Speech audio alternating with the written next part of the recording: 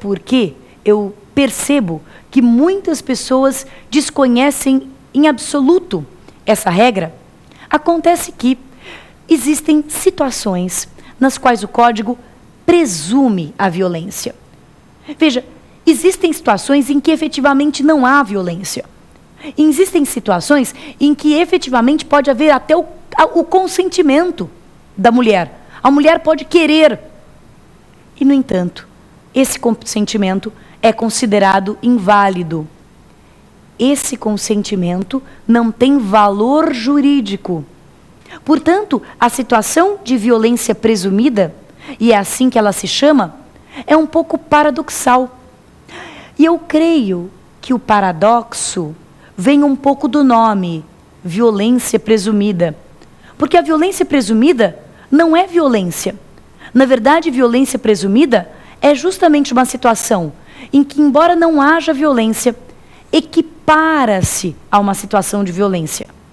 É uma situação em que, embora possa haver o consentimento, eu considero que aquele consentimento não é válido. Considero o consentimento inoperante. E quais são essas situações em que há violência presumida? Então, você já aprendeu que o estupro tem que ter violência ou grave ameaça.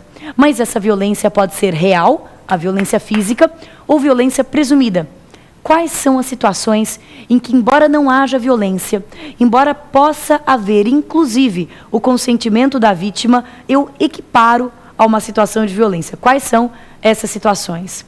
A primeira situação é a vítima não maior de 14 anos.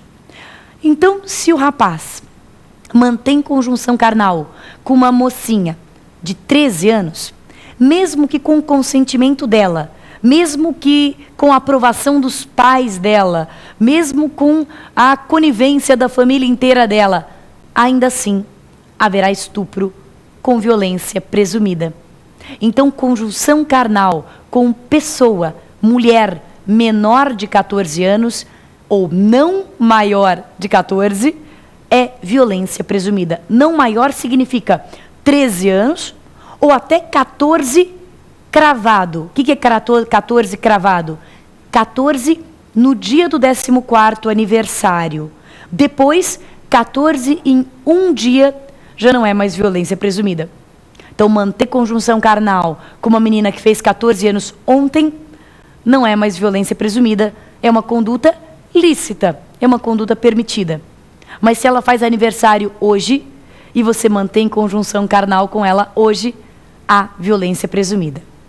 Segunda situação de violência presumida, quando a vítima é alienada mental, é uma expressão um pouco obsoleta para doença mental, quando a vítima é portadora de doença mental e o agente conhecia essa circunstância. O agente tem que conhecer a circunstância da vítima ser alienada mental para que possa se considerar que havia violência presumida, que havia dolo de violência presumida. E por último, a última situação, quando a vítima não podia oferecer resistência.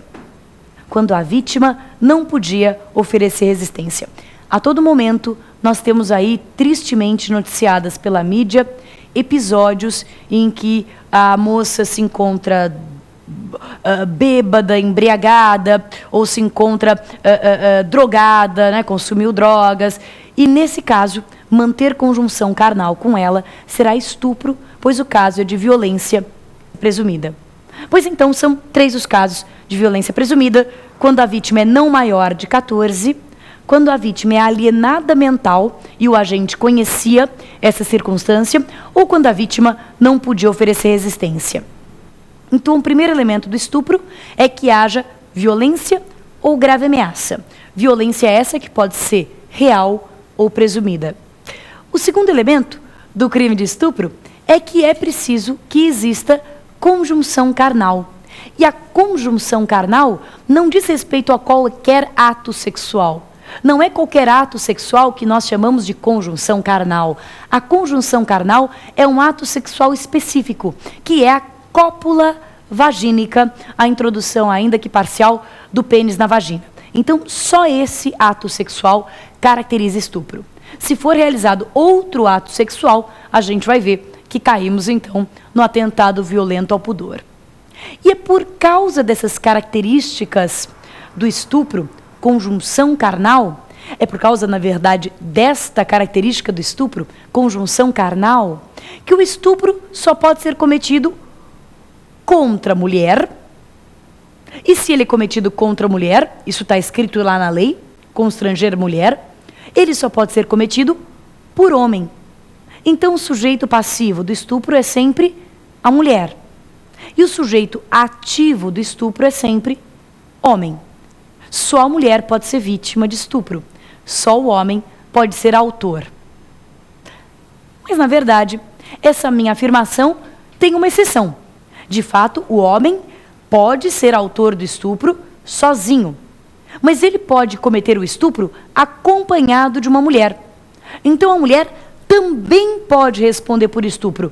A que título? A título de coautoria, ela pode ser coautora, a mulher que segura a outra, por exemplo, para que o homem a estupre, ela pode ser coautora, ela pode ser partícipe, a mulher que, por exemplo, atrai a vítima para o lugar certo, a mulher que fica segurando a porta, a mulher que fica estimulando o estupro. Ou ela pode ser, inclusive, autora mediata. Imagine que eu pago um menor para estuprar uma inimiga minha. Eu pago e o menor estupra a minha inimiga. Eu, Patrícia, sou autora mediata. Eu agi por interposta pessoa, por uma interposta pessoa que não responde criminalmente. Esse é o conceito de autoria mediata. Então, essa é uma pegadinha useira e vezeira de concurso. Mulher pode responder por estupro? Pode. Pode a título de coautoria, a título de participação ou mesmo a título de autoria mediata. Muito bom. Atentado violento ao pudor. O que ele tem em comum e o que ele tem de diferente em relação ao estupro?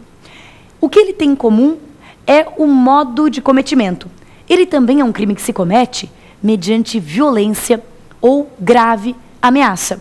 Lembrando que a violência pode ser real ou presumida. Aquela situação em que, embora não exista violência concretamente, embora possa existir inclusive o consentimento, esse consentimento não é válido.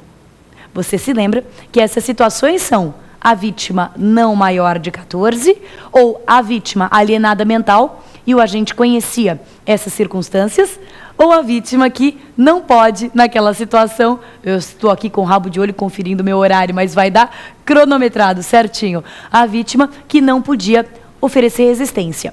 Esse elemento é idêntico no estupro e no atentado violento ao pudor. Acontece que o atentado violento ao pudor implica na prática de qualquer ato libidinoso diverso da conjunção carnal. Então veja que interessante. O atentado violento ao pudor tem a seguinte descrição: constranger alguém, não precisa ser mulher, a praticar ou permitir que com ele se pratique ato libidinoso diverso da conjunção carnal. Constranger alguém a praticar ou permitir que com ele se pratique ato libidinoso diverso da conjunção carnal. Isso significa, em primeiro lugar, que eu não posso ter conjunção carnal na jogada. Eu não posso ter cópula vagínica. Eu posso ter qualquer outro ato libidinoso, que vai desde das outras fórmulas de relação sexual, a cópula anal, a cópula oral forçada, por exemplo, até aquelas famosas e conhecidas e, evidentemente, bastante desagradáveis apalpadelas nas partes pudendas da pessoa ali, na condução, né, no aglomerado de gente, alguém ali que se aproveite, até, eventualmente, um beijo lascivo dado sem permissão. Você veja que existe um grande problema de taxatividade nesse crime, né? Eu já tive casos,